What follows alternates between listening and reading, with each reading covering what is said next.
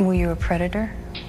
I had obviously become one, yes. Now, a veteran FBI profiler goes one-on-one with Rhodes and enters his lethal mind.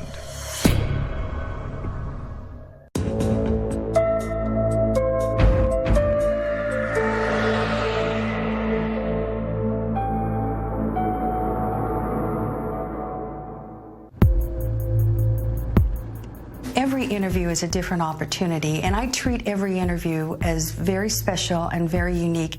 My role is to bring out information on these crimes so we can all learn from him. Mary Ellen O'Toole is a criminal profiler who worked in the FBI's famed behavioral analysis unit for more than a decade. The purpose of working in this unit was to study violent crime and the kinds of people who commit these crimes, all in an effort to assist law enforcement throughout the world to identify these offenders, to interview them, and to successfully prosecute them. My specialty was working with violent offenders, serial killers, psychopaths. I worked on the Unabomber case. I worked on the J.C. Dugard case. I've worked on Gary Ridgway, the Green River murder case. Now she delves into the mind of James Dusty Rhodes, who is serving 4 consecutive life sentences for murder, attempted murder, kidnapping, and sexual battery. At the time that Dusty was out and walking the streets, he was extremely dangerous. He was lethal. He was absolutely lethal. On a scale of 1 to 5, you definitely have to put Dusty at a 5. I'm military trained. If I want to hurt you, I can do this in a matter of seconds. The look that he gave me was actually chilling. When you hear the term, the hair goes up on the back of your neck, it went up on the back of my neck. A person should be able to feel safe to do as they please. But the reality is, everywhere you go, there is somebody out there. I think that most people who become victims because they are not aware of just how easy they are or vulnerable they are to attack. They feel comfortable in their environment, and they should, but that's not the reality of our world. And I preach that to my own daughters. There are people out there at all times who are a threat to you, whether you see them or not. And unfortunately, at one time, I was one of those people. In this case, I looked at who were the victims that he was selecting and what was that selection process. The more you understand the victim, the more you'll understand about the offender. All of Rhodes' victims are strangers to him, selected randomly when the urge strikes. These did appear to be victims of opportunity. In the case of Dusty, he begins to act out on unwilling victims, people that he actually kidnapped off the street and then acted out on with his sexual fantasies. I knew she couldn't overpower me, obviously, which in all rapes, that's pretty much the case. O'Toole believes Rhodes is guilty of other crimes that he's never been charged with. In a career that started so young and had so many years to evolve, it would be unrealistic for us to think we had all of them. She hopes to extract his secrets. So, do we know everything about your criminal behavior? Have I done things that I shouldn't do? Yes. James Dusty Rhodes is a 23-year-old drifter working in construction when he commits his first rape and murder in Colorado. He doesn't look the part. He's married with an infant daughter and another baby on the way. But lurking underneath his family man facade is a violent sexual predator. He just looked very normal, very typical, and he acknowledged that. He said, yes, I did look very normal, and that really enabled him to carry out the crimes that he committed. During my normal hours, when I was working and raising my family and all that, for most of the time I was rather normal. And people would look at me and all they saw was another husband, another father, another guy who worked for a living. Let me ask you this. After you would commit an attack, then you would go home to your wife and your children, and you had young children at home. Mm-hmm. What was that transition like? Well, because all of these happened at night, when I got home, they were generally except for in one case, asleep. And I would sneak in. They had no clue. I would sneak in, realizing after the fact that I'm covered in blood in 2 cases, and I need to hide what I'm doing or I'm going to have issues here. His sadistic spree of attacks begins on a snowy night in Colorado Springs on December 7th, 1982. Rhodes is in his car in a shopping mall parking lot, waiting for his wife to get off work. I'm there to pick up my wife. I've been drinking all day again. I've been at a strip joint all day again. And I've had sex on my mind all day again. My wife's not there. And then I see another woman walk out from a store directly in front of where my wife works at. It's snowing real hard. And she walks between her car and mine. And she comes around her car to scrape snow off the windows. She's got her back to me, my door's this far from her. I snapped. I opened the door, I grabbed her, and I pulled her in. When I pulled her in, she had hit her head on the door frame. And it was a pretty loud knock. But then I pulled her over to counsel and put her in the seat. I then shut the door and I proceeded to drive away.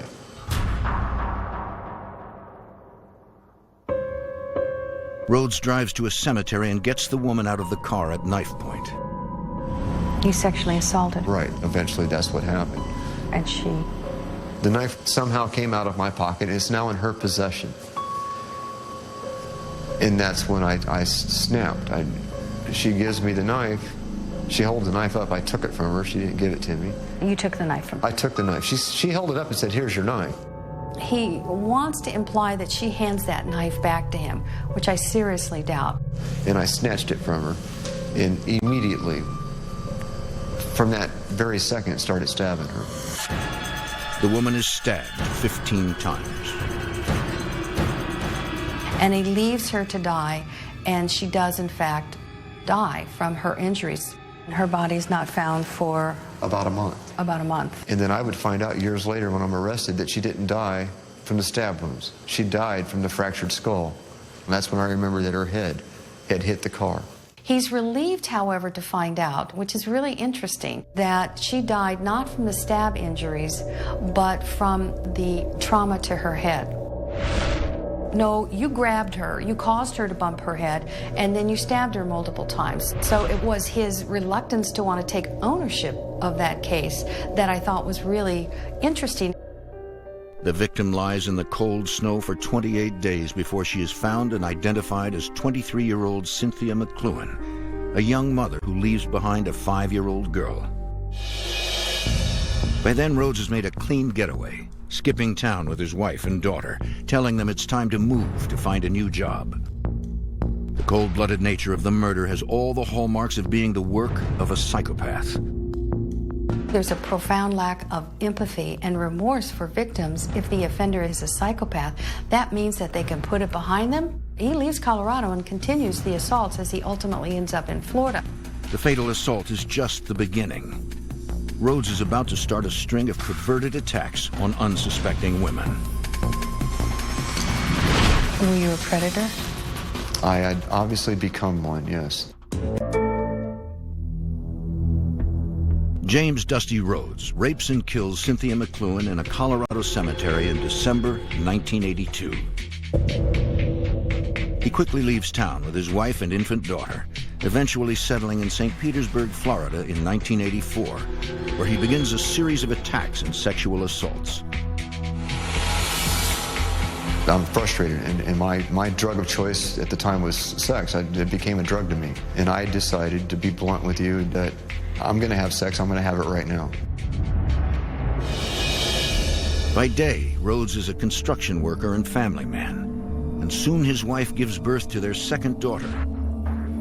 But at night, he walks the streets of the beachside party town looking for victims. Sometimes he would follow women just to see them get afraid and not do anything, or sometimes he'd just stare at women to see if he could make them nervous, just to watch their nervous reaction. Detective Paula Zietzelberger works in the St. Petersburg Police Department's sex crimes unit during Rhodes's crime spree. She doesn't know it yet, but the case is about to consume her life. When the impulse would strike him and the opportunity was there, he would act. I'm looking at every female that I found attractive. Mary Ellen O'Toole is searching for the root causes of his violent sexual cravings. My wife and I were sexually active almost every single night for 5 years. With these kinds of crimes, there's never just one motive. There are multiple motives. His focus was to make sure that the victim understood that he was absolutely in control. You're following women and then targeting them. It really sounds very predatory. Do you know what I mean when I say the word predatory? Would you agree with that? Yes. A lion's a little bit hungry, but he's not really on the hunt yet. But all of a sudden he sees a meal. And that's the same thing. That's what a predator does. A predator sees the opportunity and takes it, and that makes you a predator. His first victim in Florida is sleeping in her apartment when Rhodes breaks in the middle of the night. I saw a woman, I thought, through a window, and I opened the screen and I went upstairs. She was laying down sleeping. And I pulled out a knife and I woke her up. She went to try to scream, I think, and I covered her mouth. What is the expression on her face when she realizes there's a strange man standing in her bedroom? She's terrified, as anybody should be. How can you tell that she's she looked like what you would see in a movie, and somebody goes boo around a corner with a knife in her hand, and you know, that's not something you're supposed to see when you're sleeping in your own home. She started to cry, I believe. Then she started to beg. That focus on the victim's reaction seemed to be an important element for him, like the surprise, I gotcha. And that came up in subsequent explanations on other cases. And what were you doing at the time? At the time, I was getting on top of her and raping her. And what were you feeling at the time? Frustration, anger, rage. I was mad at myself. So you're saying that at the same time, simultaneous with the sexual assault, you were angry? I was angry with myself in an attempt to try to find pleasure in something that I, somewhere deep inside, obviously knew that there's no pleasure in, because there is none. I mean, how can you have pleasure in terrifying somebody? He explained that he was very angry at the time and he was full of rage, but at the same time, he was able to get an erection and ejaculate. So he was describing two heightened sense of arousal at the same time, and we know that's not possible. This woman was a stranger to you, correct? Totally. The terror that you think she was experiencing, did that add to your sexual excitement? No, I don't think so. I think it took away from it, which is what made me want to leave. But you wanted to leave after you completed the sexual assault? Yes, that's true. See, and that's a twisted way of looking at my own thoughts. My thoughts are over here, over here, over here while I'm doing it. I can't make up my mind. He said that he was thinking at the time about feeling kind of sad about what he was doing, upset about what he was doing, but he was able to complete the sexual assault. Again, doesn't make any sense. I think he didn't want to be seen as a sexual deviant. After the sexual assault, Rhodes leaves the apartment. Once again, he returns home to his wife and 2 daughters and conceals his crime. Once the sexual assault was completed, you left the residence. Did you take anything with you? No. Did you go back to your home? I went directly to my house and hid. I would go home, clean myself up as quick as I could, and just clam up and stay in home as long as I could. The victim reports the rape to the police, but even with a description, Rhodes blends in so well he's not an obvious suspect. The most chilling is actually James Rhodes, if you were to meet him, would seem like just the normal guy, everyday guy, the guy next door, a guy you could like. But inside him, there is danger. It's scary what's in there. Rhodes is soon back on the streets, looking for more targets. Sex and violence come together in one's development. It's not that at 15 or 20 years of age, someone snaps and decides that rape is sexually gratifying. It's an evolutionary process, and it starts at a very early age. And if there is the presence of traits of psychopathy, that could be genetic. But you also have nature-nurture. What kind of an environment is the individual raised in? How are they treated physically, emotionally, and mentally? Life for Rhodes is difficult from the start. When he is 1.5 years old, his biological father is sent to prison for auto theft. His mother remarries an army man, and Rhodes and his siblings are constantly on the move. Rhodes says he is physically abused by his stepfather and emotionally abused by a mother who didn't love him. But he singles out his relationship with his mother as being particularly hostile, fueling a lifelong anger towards women. I got upset with my mother for years. I know what it was like to be sad, to be put down, to be harmed, to be hurt, in some cases injured, and nobody likes to be hurt. Although she admits to yelling, his mother says she is a loving parent who never abuses him and never even suspects that his stepfather does. Rhodes leaves home as a teenager and starts working in bars and strip clubs. He says he's arrested as a juvenile for fighting, loitering, and grand theft auto. But the charges are dropped. Eventually, he is placed in a group home. He marries at 19 after serving time in prison for armed robbery. By the time Rhodes is living in St. Petersburg at age 24, his anger towards women takes over his life. He's evolved into a violent sexual predator. I wasn't conscious of how this is affecting anybody while I'm doing it. That's the scary part.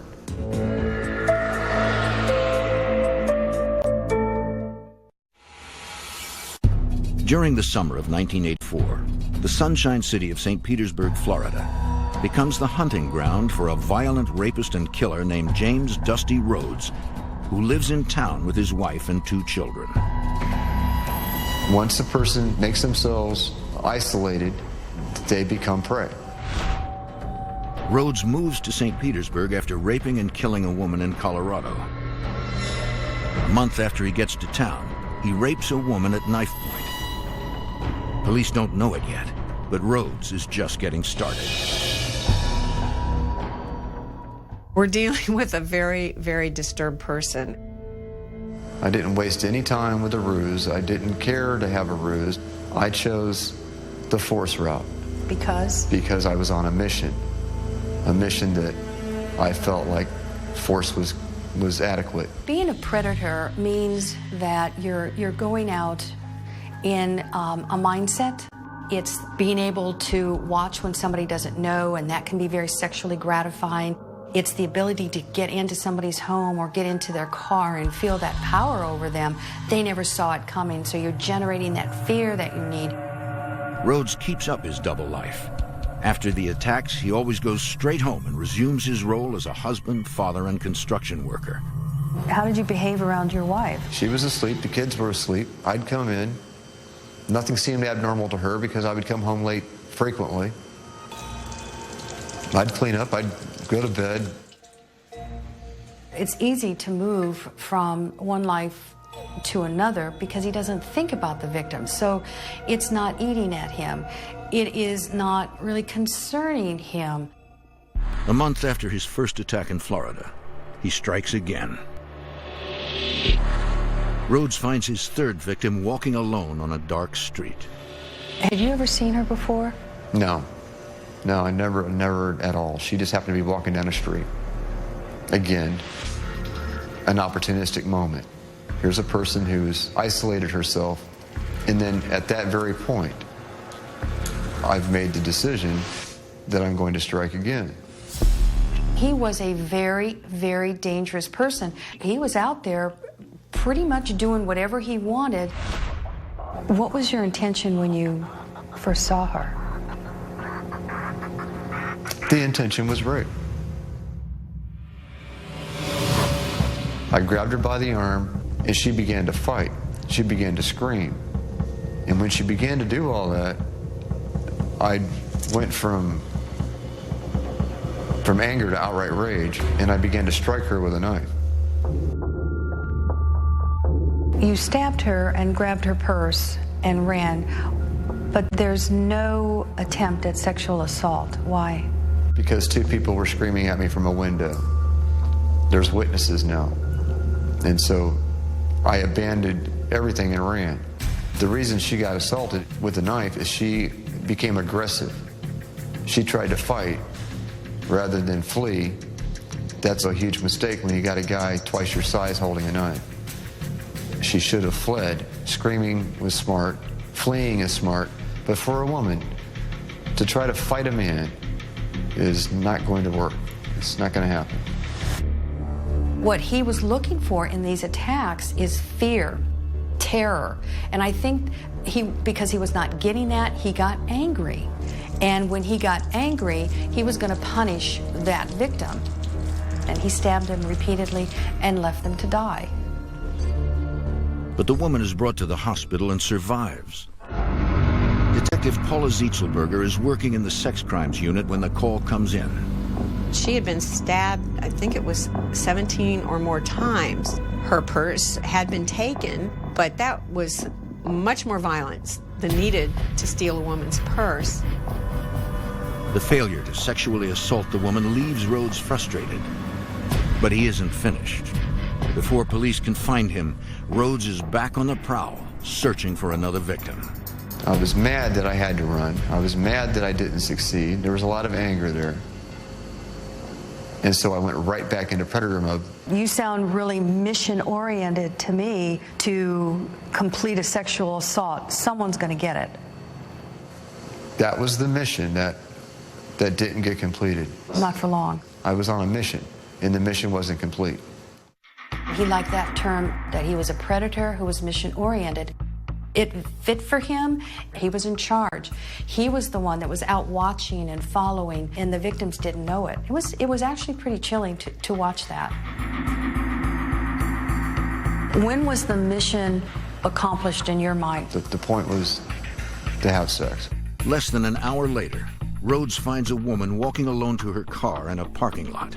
Opportunity to accomplish what I set out to do 15 minutes earlier was there. I'm in predator mode. I'm now looking for a victim. Predator mode means you're focused. I'm focused. I'm on a mission. Now she's isolated herself, and there's the predator. Here comes the lion. The lion has found the cub that's off by itself. Okay. And that's what a predator does. It's sad, but that's the truth. That's what happens.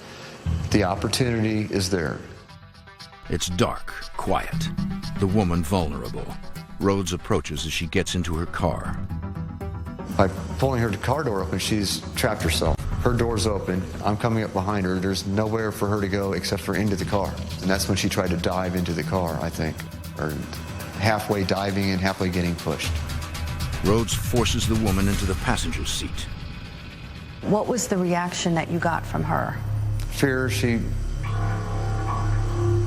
Of all of them, she was the quietest. She cowered up into the corner of the other seat. The next thing she knows, she has a knife at her throat. And he told her not to try anything cute, or I'll cut you. What were you telling her to do? At first, remain seated and be quiet. And then that's when I had her perform fellatio on me. My sense is, as I'm listening to this as a behavioralist, is that a part of what was turning you on was you've got women who are terrified, and you were excited by their being so frightened. I may have gotten that in my subconscious, but I don't recall ever having any pleasure at all from the fact that somebody else was terrified of me. You do remember their expressions, though, which is interesting. The woman reports the sexual assault to Detective Zietzelberger, who is taken aback by the disturbing details of the encounter. Afterwards, he told her to take off her bra. She did, and he had lifted her blouse with the knife, and he started using the knife and was tracing circles on her breast, and she said, "You promised you wouldn't hurt me." And he said, "I'm not going to hurt you." With 3 attacks reported, 2 in the same night, Detective Zietzelberger is alarmed. She suspects a sexual predator is on the loose. Something's going on. We have a dangerous person out there that apparently has it in for women. No woman is safe as Rhodes searches for his next target. The decision was made. And who made that decision? I made that decision. I made the decision that this was going to be another victim.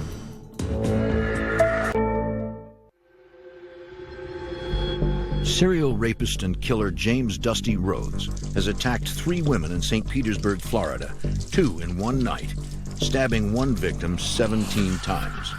My mind was twisted as to what was normal, appropriate sexual conduct. But really, being, frank here, none of this is really, normal behavior. None of it is.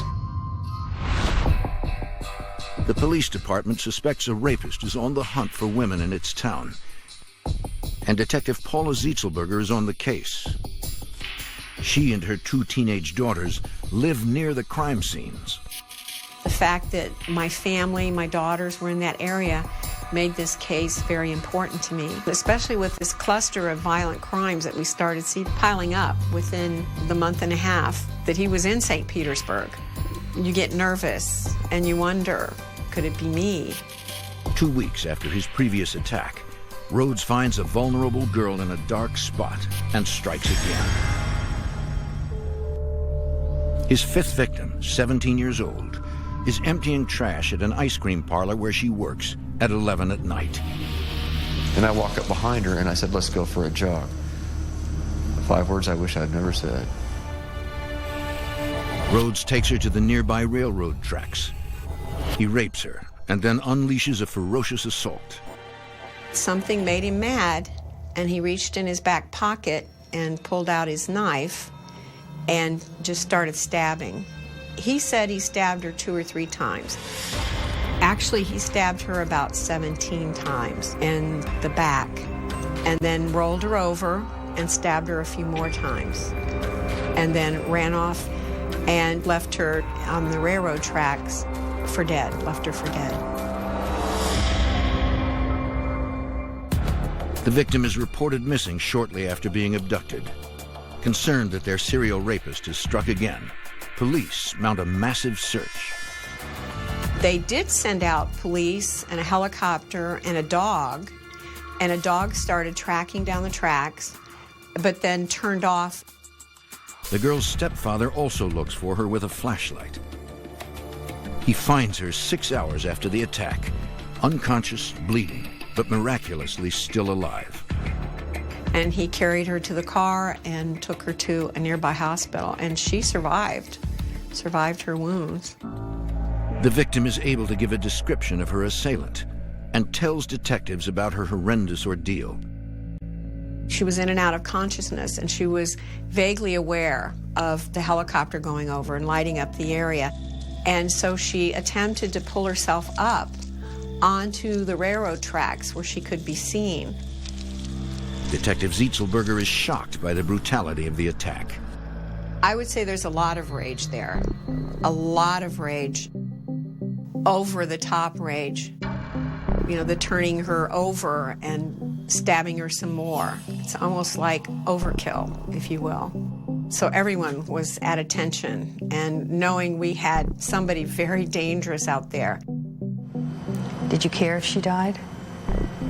No, at the time, no. At the time, in all of these, in any case, it's just like when you get into a fight. You don't care if you break a guy's nose. After the assault, Rhodes sneaks back into his apartment. Now I have to clean this blood off before it points a finger right at me. I go into the house, I clean the knife. But do you That's feel the a bottom sense line. of relief almost? Relief that I got away. Relief that the mission was accomplished?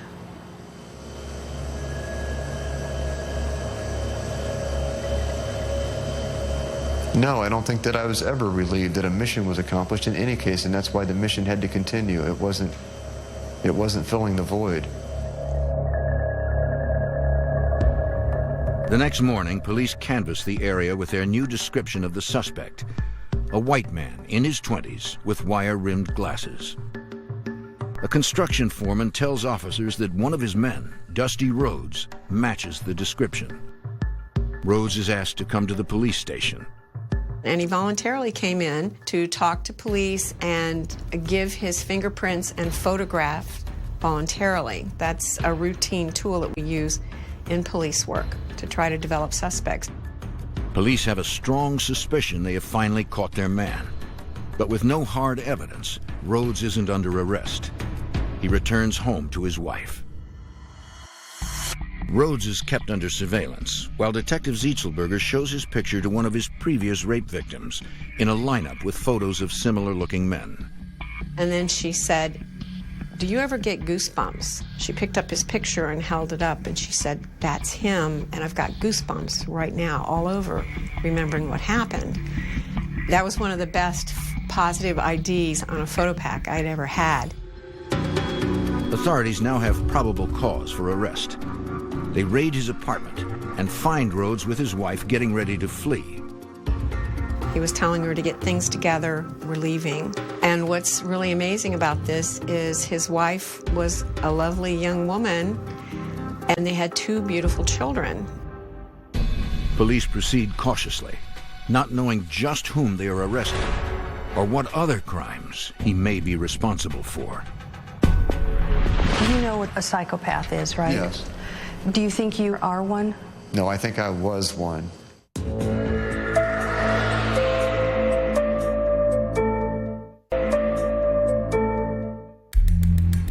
The day after a 17-year-old girl is found raped and stabbed on the railroad tracks in St. Petersburg, Florida, James Dusty Rhodes is arrested as a suspect.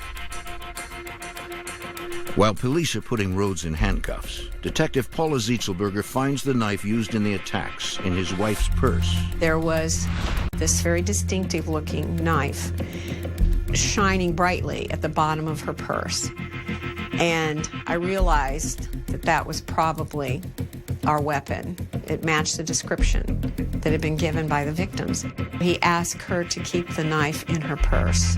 He said, "Police can't search your purse." Rhodes's wife tells police she thinks his request to hide the knife is strange, but complies without asking any questions. She denies any knowledge of or involvement in her husband's crimes. The knife helps police tie Rhodes to his crimes, but they aren't sure how many women he's attacked. Under interrogation at the police station, Detective Zietzelberger thinks she finally has her man. She brings in Rhodes's wife to try to get him to open up. And at one point, he looked over at his wife and he said, "What should I do?" And she said, "You need to tell the truth." After a few moments, he finally broke down and started to cry. And he said, "I need help." Detective Zietzelberger first gets Rhodes to confess to the sexual assault he carried out in a parking lot the week before. I said, "She has identified you in a photo lineup." And he said, "Yes, I did that."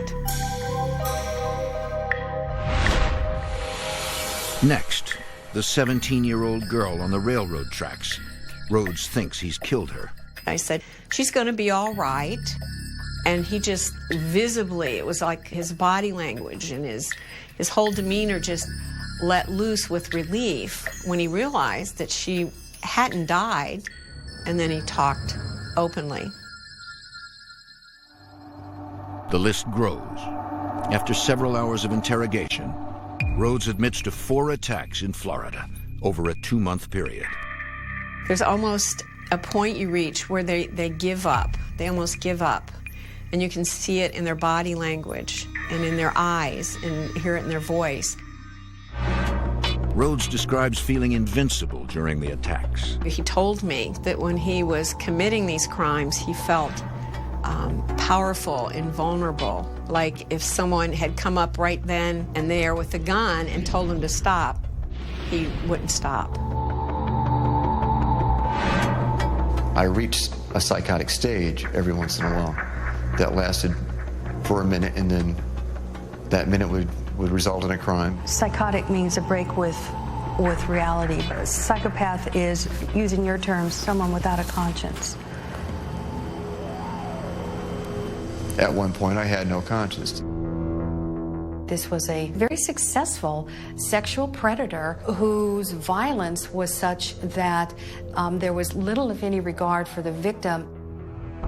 During his confession, Detective Zietzelberger gets a glimpse of the demons inside of Rhodes's head. Almost every night, he said he'd go walking, and for some reason he'd start to get mad. He would just be thinking, start feeling mad, and sometimes he would get a headache. And this headache would come on him, and he knew he was going to do something bad. Is there any doubt in my mind that had I not been caught, there would have been more victims? Absolutely not. There would have been more victims. I know, obviously, after 4 assaults, that I was going to continue to assault until I was caught. Detective Zietzelberger thinks Rhodes's wife knows more about her husband's crimes than she's let on. But there is no evidence that she's connected to the crimes in any way, and no charges are ever filed. I just find it hard to believe that there wasn't some suspicion. I mean, when you come home all bloody, now maybe she was able to sleep through all this, but I find it difficult to believe that she didn't have at least a suspicion that something was wrong. As he prepares for trial in Florida, Rhodes is able to keep the murder he committed in Colorado a secret. But the truth about that murder and others that Mary Ellen O'Toole thinks he may have committed will soon be revealed. Do you see how it would be very difficult to, I'm not sure how else to say them direct, to really believe that these are the only cases you've committed?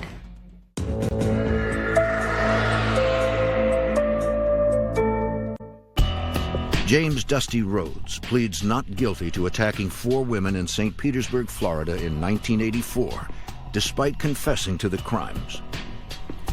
His first trial is for the attack against his last victim, a 17-year-old girl who was raped and stabbed 17 times. The girl survives the attack and testifies. Detective Paula Zietzelberger also testifies and is relieved to finally put an end to the crime spree that terrorized her city. He hurt a lot of people.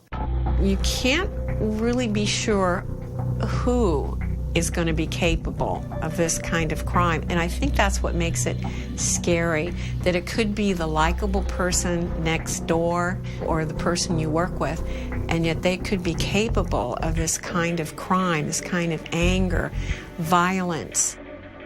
Rhodes is convicted of first-degree attempted murder, kidnapping, and sexual battery. He then changes his plea in the other crimes to guilty and is sentenced to 3 consecutive life terms.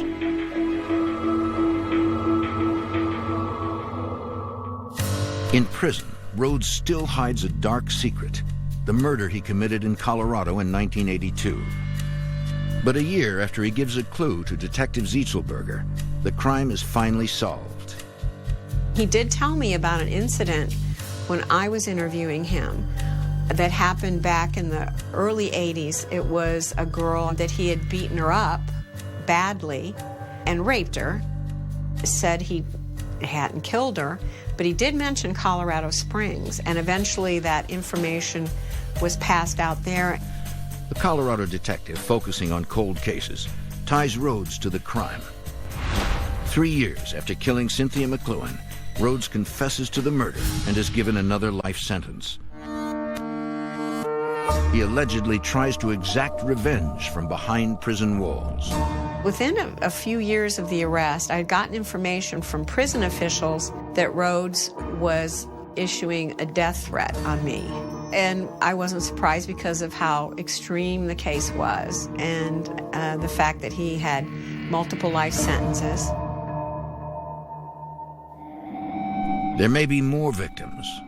Authorities are still looking at cold cases in Colorado, Wyoming, and several other states where Rhodes spent time before moving to Florida.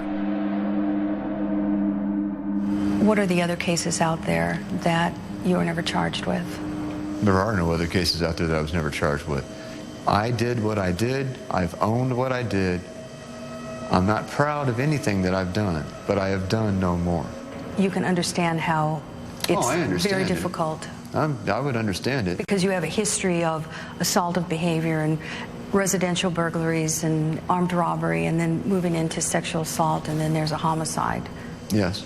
But have I any other victims? No. Absolutely not. Even though she is unable to extract a new confession, Mary Ellen O'Toole believes her interview with Rhodes offers important insights into the minds of violent criminals. Dusty is a sexual predator whose crime scenes, in my opinion, manifest traits of psychopathy like impulsivity, grandiosity, a lack of guilt, a lack of remorse. Through sexual aggression, he is sexually gratified and he feels a sense of power and control and whatever else. So it's that deadly combination. Rhodes's personal relationships deteriorate during his time in prison. His wife divorces him, and his children stop all contact. He says he is no longer the violent predator he once was, and even wants to apologize to his victims. Really be specific in terms of what message you want to give to your victims. For any anguish that I have caused you, for all the nightmares that I know that you've gone through, I am sorry. There is nothing that I can do to take that back, so much as I wish I could. I will hope that you have found forgiveness so that it doesn't ruin all the other aspects of your life. Because one thing I have learned is that when you let things eat at you, you start eating at everything around you. And I wouldn't want that to be occurring in your life like it did in mine, because it's just going to drive you I don't think they'll mad take at all very times. well to that. I asked him repeatedly, how did you feel about the victims? And he would go off onto a tangent, and eventually it would come back to intellectualizing what he did and talking about himself. I am sorry for everything that I've ever caused to anyone.